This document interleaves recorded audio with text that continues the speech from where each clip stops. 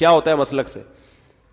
تو این جب جمعے کی, اچھا وہ غیر مسلم ریاست ہے, بعض دفعہ جمعے میں بہت سے غیر مسلم بھی آ رہے ہوتے ہیں, وہاں ہر ہفتے غیر مسلم مسلمان ہوتے ہیں الحمدللہ. السلام علیکم ورحمۃ اللہ وبرکاتہ. امید ہے کہ سب دوست خیریت سے ہوں گے. مولانا طارق مسعود صاحب کی ویڈیو کو ضرور دیکھو نا کہ ابے یار ان کے تو اتنے اختلاف ہیں, اتنا بڑا مجمع ان محترم کے پیچھے جمعے کی نماز پڑھ ہی نہیں رہا.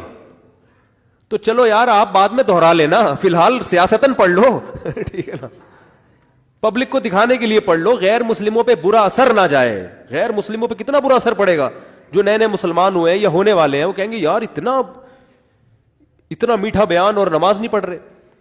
اب وہ جو حضرت مفتی ارشد صاحب تھے انہوں نے کہا کہ بھائی یہاں میں آپ کو مصلی پہ کھڑا کر دیتا, میں آپ کے پیچھے پڑھ لیتا, لیکن گورنمنٹ کی طرف سے مصلی پہ کسی اور کو کھڑا ہونے پر پابندی, کیونکہ پہلے اس طرح کے کچھ اختلافات ہو چکے ہیں پھڈے وڈے, تو گورنمنٹ نے لا بنا دیا ہے کہ چاہے کوئی بھی ممبر پہ بیان کرے گا نماز یہی پڑھائیں گے, ان کے علاوہ کوئی اور نہیں پڑھائے گا.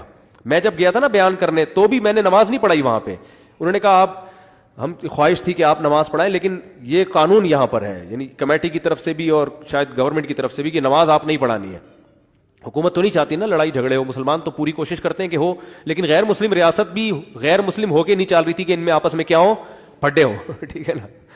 تو غیر مسلم ہو کے بھی چاہ رہے ہیں کہ یہ پھڈے نہ کریں, تو تمیز سے چلتے رہے امن اور شانتی کے ساتھ. تو وہ جو اہل حدیث تھے نا وہ چپک گئے.